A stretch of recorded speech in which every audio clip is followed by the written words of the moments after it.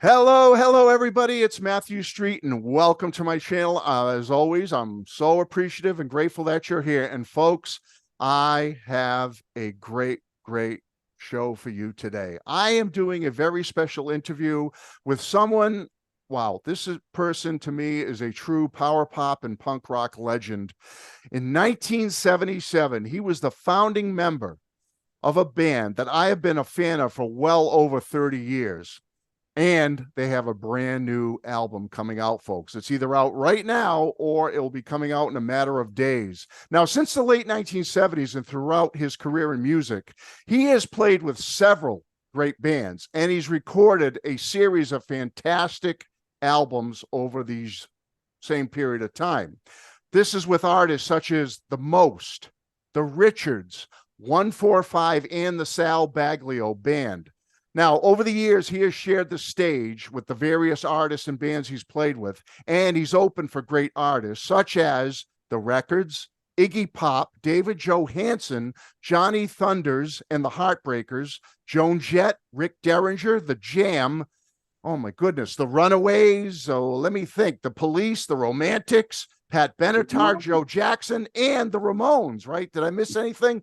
I think I got everybody there, but whenever I learned that you opened for the Ramones and played with the Ramones, it was like unbelievable. However, I became aware of this gentleman through my love of one of my favorite power pop bands of all time, the Flashcubes. Now, folks, as a power pop fanatic, you know me if you've watched my channel for any period of time. I can tell you that the minute I heard the Flashcubes, I was immediately drawn to their hooks, their beats, their melodies, their harmonies, and just the pure energy of the band.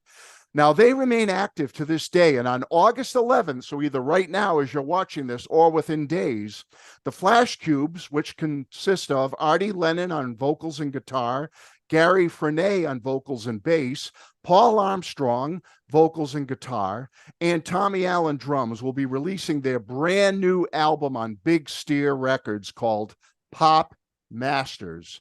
And folks, here is it right here in front of you. Pop Masters, folks. I am very excited about this.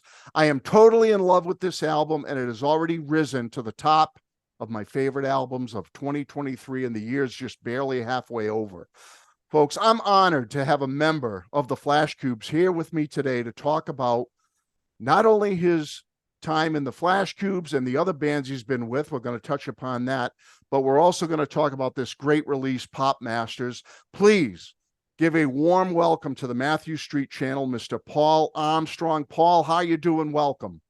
Doing great. What a send up you give me to start. Hey, I apologize. A cloud just went behind, just hit the sun there, so my lighting might have changed a little. No, you look great. The visual is still fantastic, and I'm just so happy you're here. And first off, let me just say congratulations on the release of Pop Masters and also being signed to Big Steer Records. I mean, great label to be on, and it's so awesome that you have this new release out. We're getting a lot of hype and a lot of, I'm talking with you, all kinds of people asking. So yeah, it's fantastic. Well, Paul, as I said in my intro, I love the new album. I can't stop listening to it. I've been recommending it to everyone that's within the sound of my voice. I mean, I just can't wait to dive into the album with you. But before I do that, I want to go back in time a little bit with you, Paul, if you don't mind, because you got some great background stuff in your life, in your personal life, and I hope you don't mind talking about it. But I've heard and learned that you were born in the UK, you moved to the USA at the age of 5. So I've got to ask you, being that I lived in the UK for 2 years myself when I was in the armed forces in the service, and I loved it over there. How did you end up in the States, being born in the UK? Were your parents British nationals, or how did that happen? We were in England.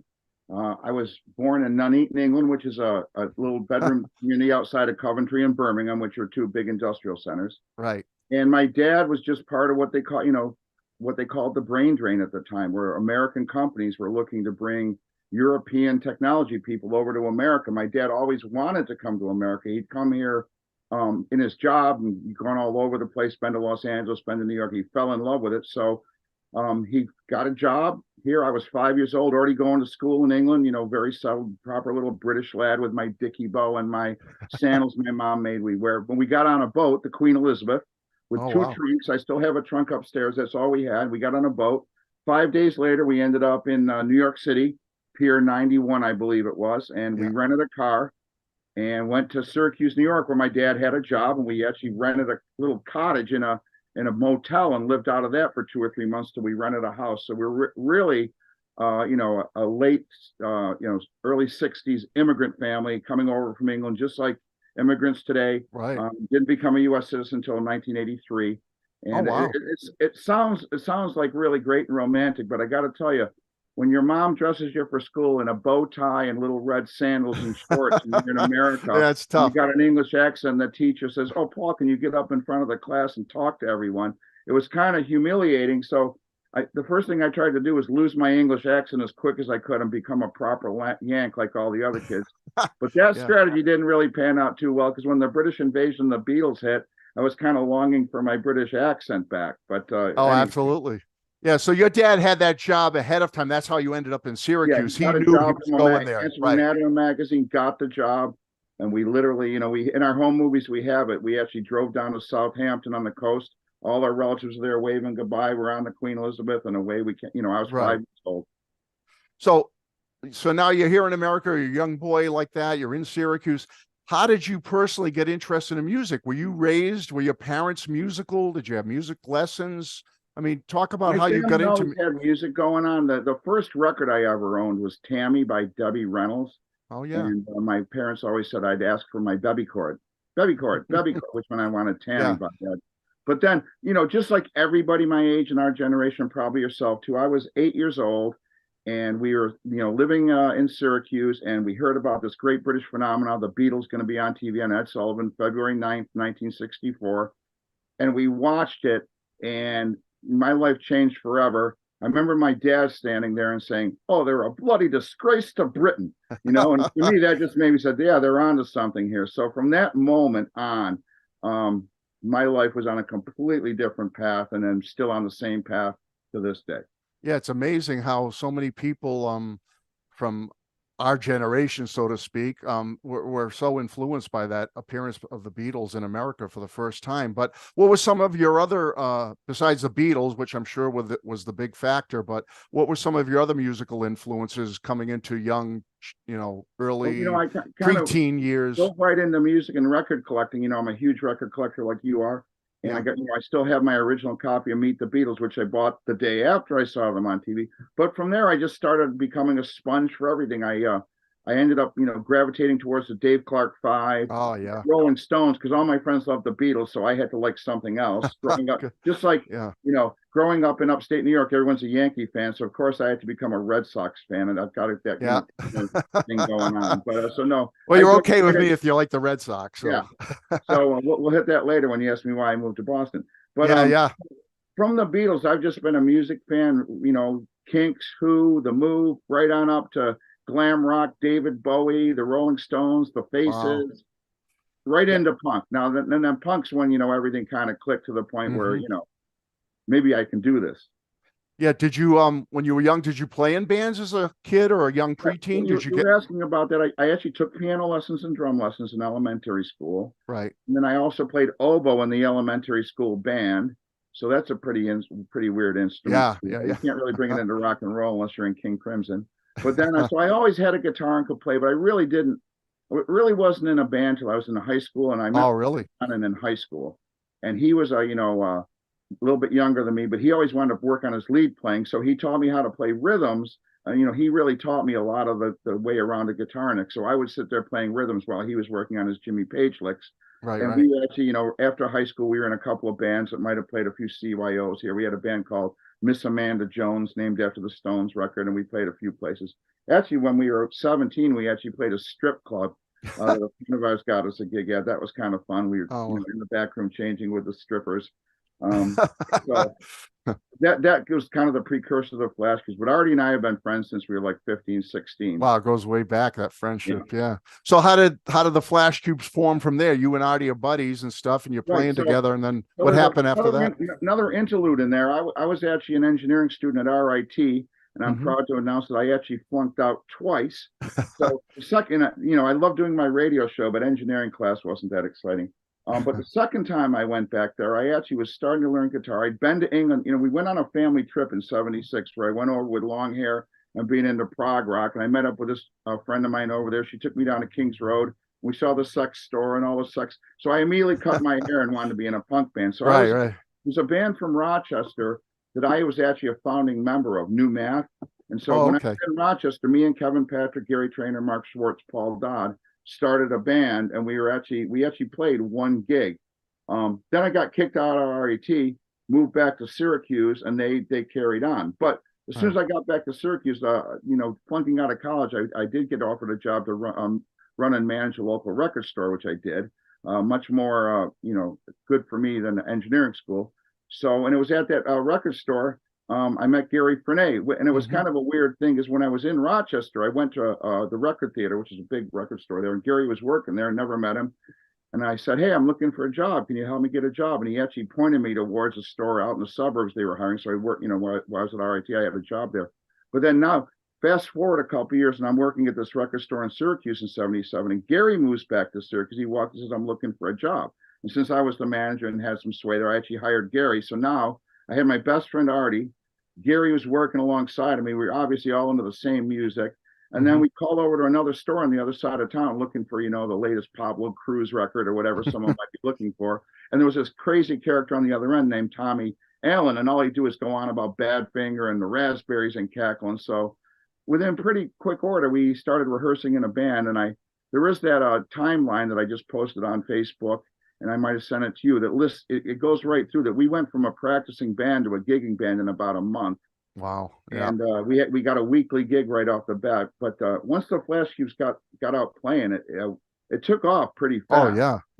I mean, you guys were so popular in the Northeast. I mean, it certainly in New York State and the New York City area. Because there was no punk or anything. And, Right. and the thing is, we tapped into the crowd at Syracuse University. So there's all these kids from New York who are into Patti Smith and the Ramones. And they come to Syracuse and all the bands are doing Little Feat and Doobie Brothers. Right, and right. Flashcubes are there. We're out there loud, out of tune, screaming, yelling F-bombs and all. And it's like, yeah. So we got a pretty good following pretty quick. And then, but you were like a breath of fresh air up there. We were the fresh air, and we were the only band like that. And then we kind of parlayed that into, we knew some of the local promoters and the club owners. So, the first one that we did, but on March 31st, 1978, so we'd been together just over 6 months. We talked to a local club that we played at the time. I'd heard that the Ramones and the Runaways were on tour, and they were playing in New York and they were playing in Cleveland, but they had an off night. And so we actually booked a gig. I helped the guy who owned the club book it. But it was the Flashcubes,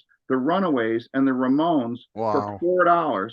I have the posters around and stuff. So that was the beginning of, like, wow, we can start bringing in these bands. Like, we knew who the Ramones were, we knew who the Runaways were, but they weren't yet iconic like they were now. If there was 200 people there. And then the other thing with that show that was great is Greg Shaw from Bomp Magazine, who was friends with the Runaways. He'd been up in Toronto and he heard about the gig and he drove down. So we met Greg Shaw, which led to us being written up in Bomp Magazine and being on a Bomp compilation, which just helped us get more exposure. And even in the first pass, the Flashcubes were together for 2 years, but we did so much in 2 years. Oh my God, yeah. All the bands, like you mentioned, played hundreds of gigs, and created somewhat of a reputation, even though we were only together for under 2 years initially. And in that 2-year span at the time, you released 2 fantastic singles, Christy Girl and Wait Till Next Week. And looking back on it, how close did you guys come to getting signed by one of the majors at the time? Because you'd certainly deserved it.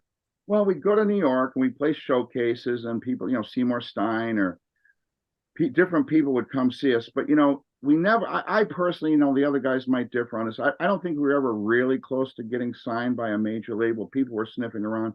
Right. And I attribute that to the fact that, and, this is just being honest with myself looking in the mirror. We just didn't have that one song that all the other bands had. If you're the Romantics, we played a lot with the Romantics. We played with them in Detroit and Syracuse, very, similar band. But they had What I Like About You. Right. Yeah. Look at the Knack. The Knack had the skinny ties, all that there, but they had My Sharona. So we never had that song. That's how you get signed, is you have a good following and all that, but someone says, I got to have that song. I'm going to make that song a number one, for better or for worse. And so I kind of think I always joke around that we reached the level that we deserve, where, playing in the major leagues, but never quite got there. You know, to quote Right. Maxwell Smart, missed it by that much. Yeah. But we, you know, in my mind, we just didn't have that one overridingly great hit song that most bands would Yeah. have when they get that record deal. And the shame is, as a fan, a longtime fan of yours, I think you had plenty of songs that should have been that hit song. You know, I mean, it's just sometimes the right ears don't hear it or something in the business. Is that true? I mean, if Oh it's, yeah, it's people just that are A&R people aren't necessarily even fans, you know, and they right, right, you know, I've been to some A&R meetings that make you scratch your head about how this person's, you know, the head of A&R at some major right. league, but it's not, you know, at the end of the day, it's still a business. Yeah, Um, absolutely. so they're listening with, you know, you and I are listening to the ears of what's pleasant to our ear. They're Right, listening to where are the dollars, you know, where's the right. money in this, you know? Yeah, makes a lot of sense. Yeah. So the Flashcubes, so much you did in that 2 year span. You played with so many great big names, shared the stage with so many wonderful artists. But when it ended its first run there, as you said, after a couple of years, you made the decision to move to Boston around 1983, and you started working with other bands. What led you to Boston, Paul? Well, couple of things backing up there. When I got kicked out of the Flashcubes in 1979, they kept going with another guy for a while, but they, you know, I didn't bring a lot musically, but I was kind of the business engine behind the band, getting the gigs and all that kind of stuff. So I started a band with my, at that time, girlfriend, Diane Zane, Yeah. and that was the band the most you referred to. And we were around, again, we were together under a year, but we recorded a record that never came out. We opened for, you know, Johnny Thunders and the Heartbreakers at Max's Kansas City, Iggy Pop, all these great gigs, but that Right. ran its course. And so basically 145 started at that point in 1980 in Syracuse. And that's when we recorded this, you know, Pink Yep. Invasion record. And there's There's your CD. Fantastic, fantastic CD right here, folks. so 3 chords and a cloud of dust. yep, Check it out. that's it. So we were out there playing as 145, and you know, we're 24, 25 years, you know, so we go anywhere to play. If there's a stage and females in the audience, sign us up. We're going, you Yeah. know. So we played Yeah. tons and tons of gigs. And the thing that led us to Boston is, first of all, I always loved going to Boston. Like I said, I was a Red Sox fan. I went to a Red Sox game at 10 years old and saw Tony Canigliaro. Yeah. And again, it was kind of like that Beatles moment. It's like, okay, Yeah. you know, this is part of my life. And so in the band, we were in Syracuse and we all wanted to go someplace. And kind of intuitively, most people head towards New York because that's where the industry is. But we Right. were more like, well, first of all, I'm thinking I love the Red Sox, but we were thinking, you know, when we play in Boston, people go crazy. And you know what? We score with more chicks in Boston than anywhere. And it's Yeah. such a cool city. Why don't we go there? So we ended up in Boston, and it actually worked out. We moved here in September of '83 and worked our way into the local music scene and just, you know, developed a A lot of reputation. Even now 145 still plays. You know, we played the big club in town in the Middle East last month. So yeah, you're it's still rocking out with those guys. That's fantastic. Yeah, 145, just a great, I like to call it like punk power pop rock. It's just yeah, intense. punk rock. Um, but so yeah, you basically kind of answered what I wanted to ask you. So you really dug the Boston music scene. You really enjoyed the fact that it was a really rock and roll town. I mean, a lot of people consider New York that, but I've always felt, being from the Boston area, that Boston really, to this day, appreciates good rock and roll. You know, here people are in it for the music. And no one's come here to get signed. But what ends up happening is a lot of bands make it out of Boston because with all the colleges and all the crowd, people develop a following and the buzz starts spreading. And Mm. so I'd argue that a lot more, and the community of musicians here is just fantastic. Like I get the feeling in New York, everyone's fighting with each other, who's going to get signed and who isn't, and we're not going to help them. But in Boston, like as soon as we moved here, we were embraced by everybody, and all the big people in the Boston music scene are now my personal friends, and Right, everyone's right. very like this, helping each other. And so the vibe in the community here is just fantastic. And like, you know, all the big name people are all very approachable. I mean, big name I'm talking about like Barron Switfield and Sal Baglio and David Minahan and Right, you know, right. those kind of people. But they're all very much involved in the scene, very friendly. No one's got any airs. Where, you know, whenever we go to New York, it seems like everyone's competing with each other and it's all Mhm. about getting signed. And then, you know, I think you're better off going out on your mission of having fun and entertaining the audience and let the signing find you rather than having that be your goal. Because if that's your goal, you're probably spinning your wheels. Right. No, well, I think it's very cool that you ended up in the Boston area. You're still rocking out, like, you know, with the Flashcubes, but still with 145 and all the great artists in the Boston area. And because you're in the area. I got to meet you personally, and that's how we became friendly and hooked up like this. So I'm happy you're in my area up here. This is fantastic. Well, I do So, remember emailing with you back after that gig in Syracuse that you took all those great photos at. yeah, And I would communicate with your son, and we emailed back and then. But yeah, so we yeah, got to meet actually in my hometown here in Home, yeah. Massachusetts. I just think it's You great know, that that was fantastic. it's great that you're nearby. That's fantastic. But yeah, so just so back up a little bit. So then in the 90s come along, and all of a sudden in the early 90s, the Flashcubes basically reform and you record some new tracks, which end up on a great compilation. Yeah, you did come out and play this is the thing. This is the thing that really got it all. And then again, I was just going to lead into what you say. This is a CD that came out on Rhino Records. Yeah, I have that. I should have brought it out. Yeah. Yeah, but it was a little bit of a funny story. This I'm going to share with you right now. First of all, this came out, and so the guy that put this out is a guy named David Bash, who now does the international. Oh, I know David well. Yeah. But he'd been a student at Syracuse University, and he knew the Flashcubes from our live show back then, and so he reached out to us to put I believe Christy Girl's on here, right? Christy Girl. Yeah. Yeah, Christy Girl, our first single's on here. So we asked us to put it on there. So now we're with all these big hitters, Cheap Trick, The Nerves, Piper, all of our heroes, Pez Band, Flaming Groovies. So this kind of put us on the map. And then around the same time, a friend of ours, Carl Caffarelli, who's a writer, did a feature on us in Goldmine magazine. Yeah, familiar with Carl. From there, we started getting offered gigs, and the second half of our career kind of took off at that point, sort of from this, but then the Carl article. And what really sealed it, I'd say, is we were playing, we play every year in Syracuse, play a gig, because we all love to play gigs. I mean, especially we play around the holidays when everyone's back home to see their mom and dad. So we, play day or before or after Christmas and draw, a few hundred people, have a blast. But then we went out to LA to play a couple of international pop overthrows out there. And at the second one, we were playing at Spaceland in LA, and we met these guys from Japan who were into us, and they actually had Flashcubes t-shirts. I was like, blew our minds. But then they hooked us up with Hiroshi Hughes, who actually signed us to a record deal in Japan and ultimately brought us over there to tour. We've toured Japan now twice. So, again, we sort of, got going again. The thing kind of took off for us, and all kinds of great stuff has happened to us over the last. Oh, absolutely. I mean, you've had so many great releases. Just to go through a few, we've got The Bright Lights, which has the newer songs from the 90s, along with some of your past recorded hits. You got, Brilliant, which I have the vinyl here in the background. Fantastic studio album. You did the Roy Wood tribute, Sport and Wood. Fantastic. You've got when you did the Japan tours, there you go, live in Japan, the Flashcubes. I mean, just such wonderful releases. Great stuff. And even as recently, you have the live from 1978, I believe, in the Fire Barn show is fantastic. That was a tape that Gary unearthed, and we consider that to be the pinnacle of our live career. And Flashcubes Forever, you've got it all. Flashcubes Forever. I mean, these are just fantastic releases, and it was just amazing how you went, all those years through better part of the 80s apart, and now you've been so productive, and you've done so much since, like you said, the numerous live gigs, 2 tours of Japan, several albums released, and between all this stuff and all these retrospectives. And now you've come up with this new Pop Masters. We're talking like 8 albums. Since you reformed, you've put out like 8 albums. I mean, that's like you said, very productive run. Amazing. What do you think kept it going from when you reformed in the 90s all the way up to Pop Masters? What do you think held it together for all the past 30 years? A lot of work, and it actually wasn't work. A lot of fun. So it's the labor of love. It's what we all love to do.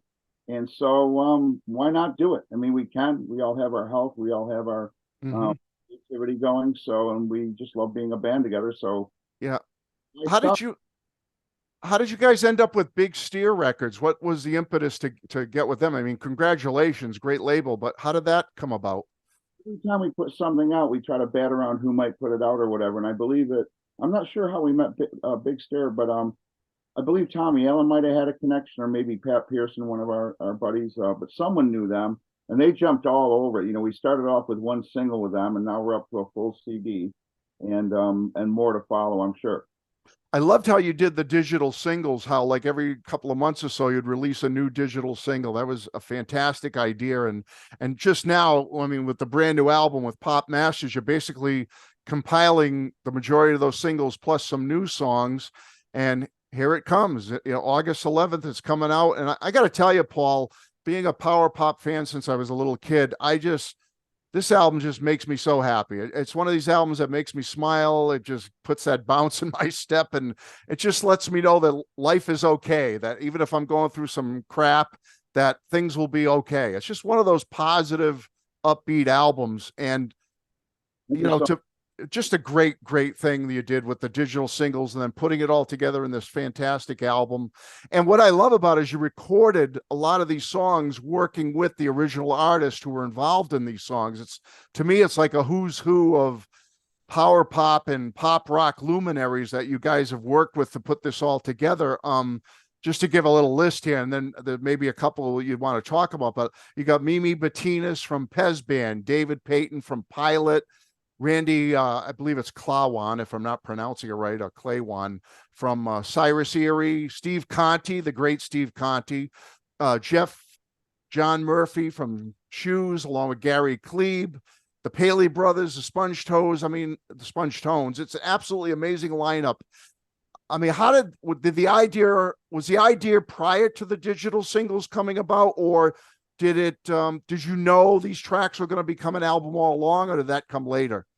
came later, and I would always joke that we should do an album. There's the album Nuggets by Lenny Kaye, which has all the great garage rock, and the Flashcubes, we did great with our Roy Wood cover. Mhm. And we've always been even at gigs, we always pull out covers, as part of our thing. We would always joke, maybe we should do a power pop Nuggets where we do all the stuff. Yeah.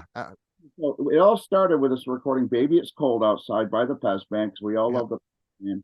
And then Great. there was no grand plan to have all the guest artists, if I remember correctly. It was just Tommy Allen calling up Mimi Bettinas and saying, "Hey, we're doing this. Do you want to join in?" And it was like, "Sure." Now Tommy and Mimi Bettinas are best friends, so it kind of became a template. But the original plan was there was one single, and then we did another, and then by the time we got out to about four of them, it's like, well, maybe this will make an album. Right. Just a little bit of irony. I want to just circle back here for a minute. And one of our Sure.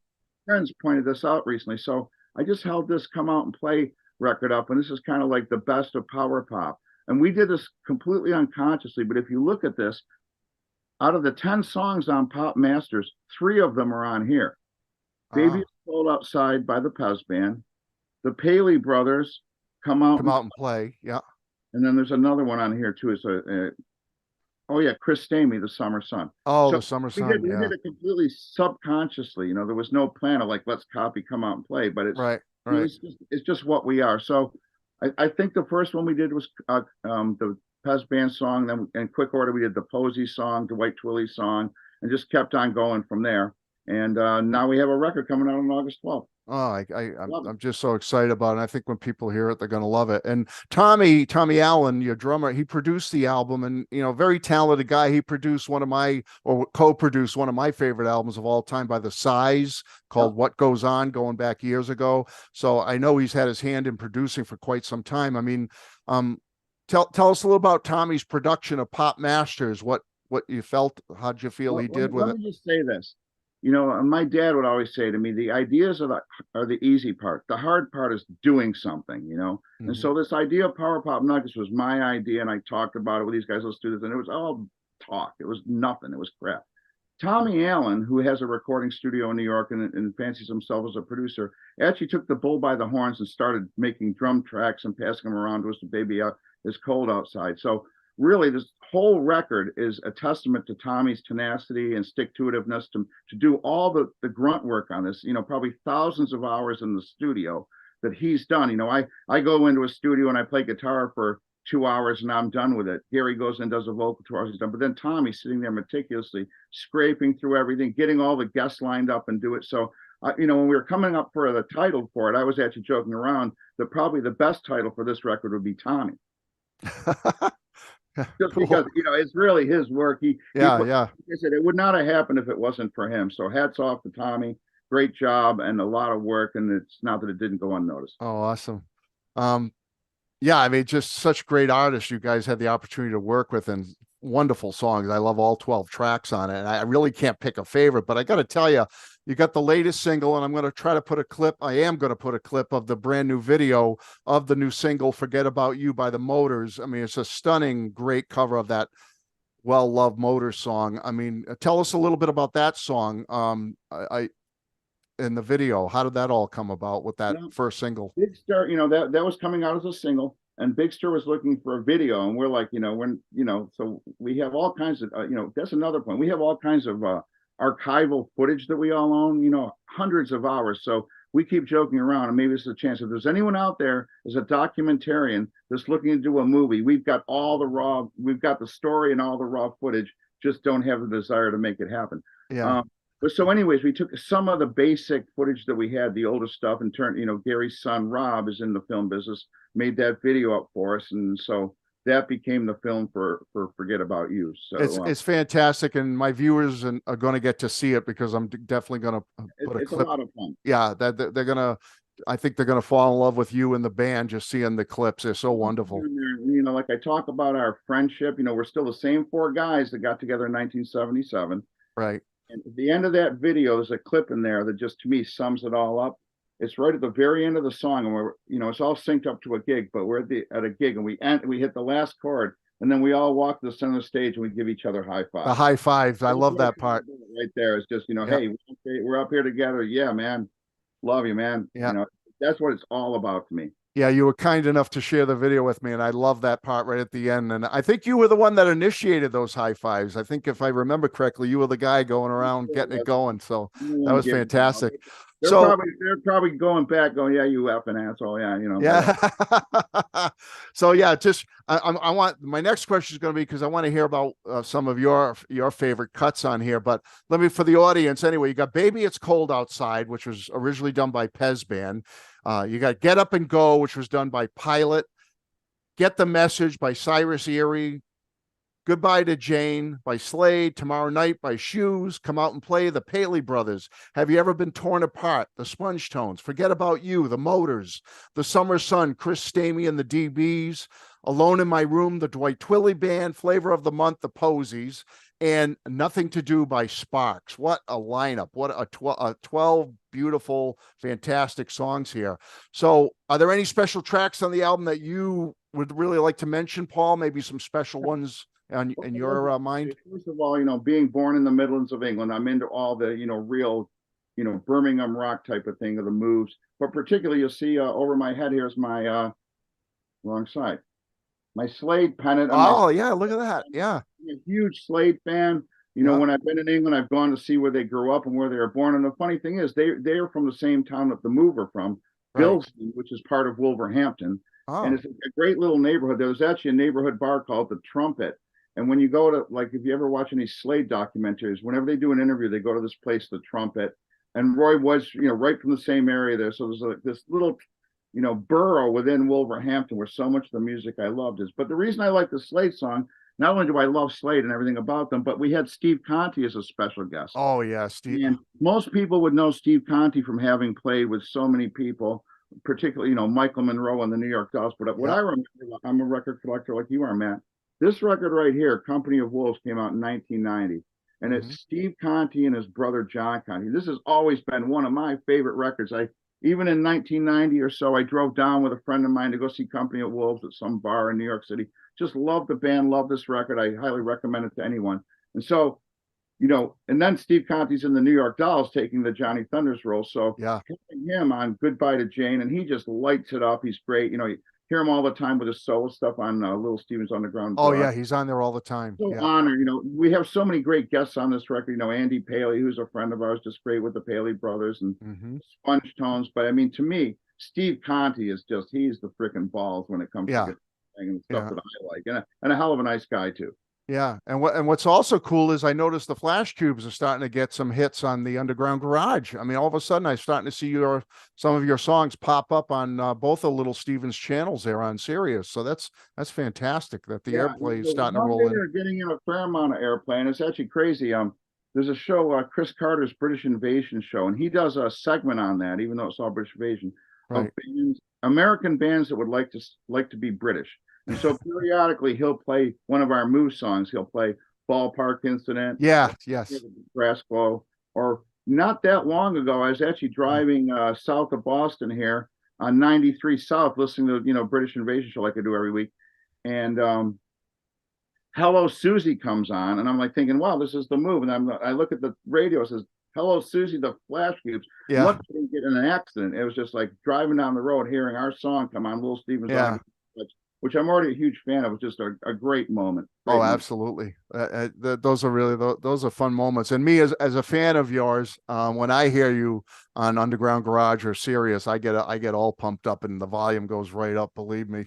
But so hey, let's any other songs you want to mention, or I wanted to ask you any Paul Armstrong news or Flashcube news that we should be aware of? Any cool stuff you want to?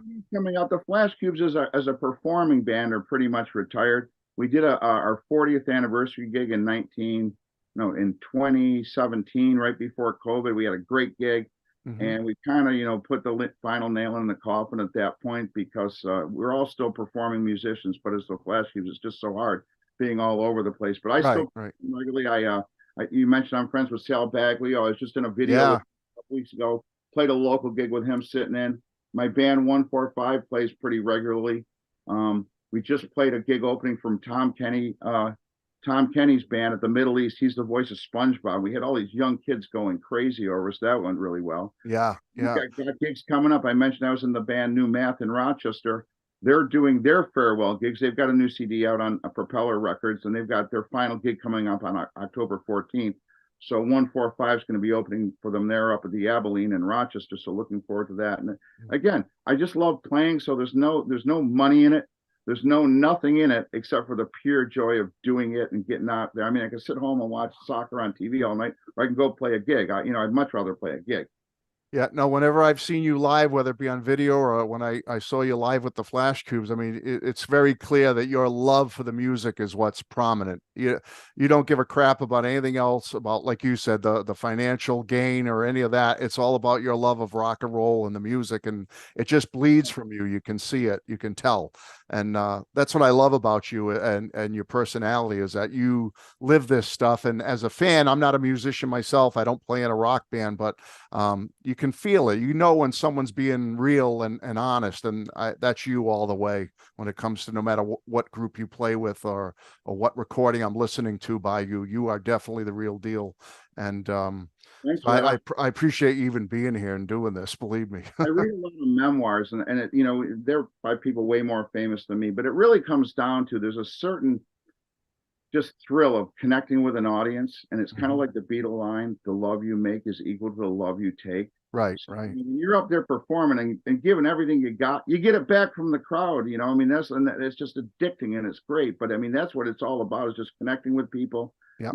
Certainly makes my life a little brighter. But if we can do anything to put a smile on someone's face and make them want to dance or go order another drink or whatever, that's what it's all about. Because life is hard. A lot of it's really negative. So if there's positive to be had, let's just embellish that and enjoy it whenever we can. Oh, absolutely. And well, Pop Masters, August 11th. It's coming, folks. I cannot give it any more of a high recommendation than to tell you that this could be one of my top. It will be one of my top 5 albums of the years. It's fantastic. And Paul, is this pretty much going to be available everywhere as of August 11th? I mean, Amazon, anywhere from Big Steer Records, or I'm a dinosaur in how do you buy stuff now. I'm sure ironically probably through Big Steer, probably a lot of the distributors. I don't know who they are. Yeah. They're I all know I personally, I can tell the folks, I did a pre-order on Amazon myself. So folks, go to Amazon, go to your favorite outlet. It's going to be all over on Spotify, streaming. I can tell you that wherever you like to buy your music, you'll be able to get Pop Masters by the Flashcubes. I am very, very excited about this album. And Paul, anything else you'd like to add before we say good night? And I can't thank you enough. Like I said, I'm honored that you even agreed to do this with little old me here. And I wish you, Gary, Artie, and Tommy, and all your endeavors, that even outside the Flashcubes, I wish you all the best and success with the new album, with 145, and your future recordings you produce. I can't thank you enough. Thank you, and I'm completely flattered by everything you say. I'm feeling that I'm not worthy, but thank you for all the flattery. It's really appreciated. And also thank you for all your boundless enthusiasm for promoting this music and getting out there. It's not like you're making $1 million on royalties. No. Matt Street Show. It's a labor of love just for you too, but that's why we all do it. So No, I love appreciate it. and And I'm really looking forward to my viewers seeing this, because many of them do know of you and your bands and the Flashcubes, but I'm hoping we can bring more fans to the forefront of not only the Flashcubes, but Paul Armstrong and 145 and all your endeavors. So, Paul, thank you so much for being here. I appreciate it. And I look forward to seeing you in person again and maybe hanging out someday, I hope. We hang out in the bleachers for a World Series I want to game. come see that music room. You got a cool music room Yeah, there. great So. music game. And I was going to say maybe we can hang out in the bleachers in the World Series this year. Oh, that'd be fun. Go Sox. Let's go. Thank you, Paul. Thank you. Thank you so Bye-bye. much.